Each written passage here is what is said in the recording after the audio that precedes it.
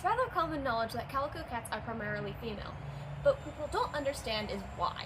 So why is it then that a male calico cat is so rare? What we really need to understand is how a cat gets its coat color. Cats have 38 chromosomes, that's 18 pairs of autosomes and a pair of sex chromosomes that function the same as those belonging to a human. There are three major genes that determine the fur color of a cat: the browning gene B, the red O gene, and the white kit gene. Gene B has three variants known as black, brown, and cinnamon. Specifically, this gene produces varying levels of a pigment known as eumelanin. Locus O, on the other hand, is a sex-linked gene, meaning it's found on the X chromosome. Females will have two of these chromosomes, while males will only have one. O has two variants, dominant O and recessive O. The dominant O replaces any eumelanin in the fur with pheomelanin, an orange pigment, while recessive O leaves it alone, resulting in a dark-colored cat.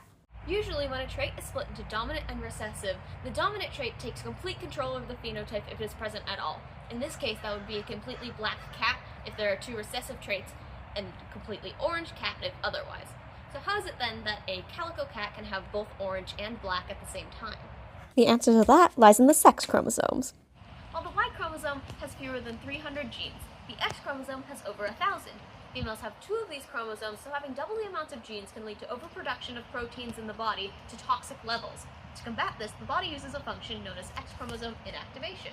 In the early stages of embryo development, each individual cell will select one of the two X chromosomes to become the active chromosome. Before this selection occurs, both the chromosomes will transcribe genes cyst and tix.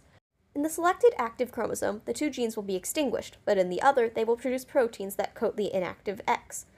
The proteins silence this chromosome, turning it into a stable bar body. The stability of this bar body means that whenever this early cell duplicates past this point, any subsequent cells will have the same deactivated chromosome.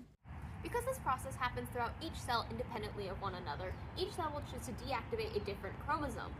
As they duplicate, it leads to a mosaic of different cells with different chromosomes deactivated in different regions throughout the body.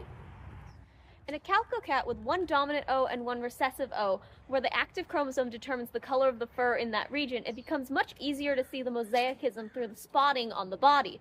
That's why calico cats are one of the prime examples of X chromosome inactivation. Without the kit gene, an orange and black cat is usually known as a tortoiseshell.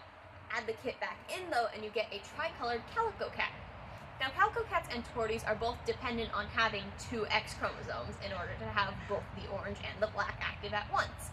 So when you have a male calico or tortie, it has to have both X chromosomes and a Y chromosome, which usually leads to infertility and other health concerns.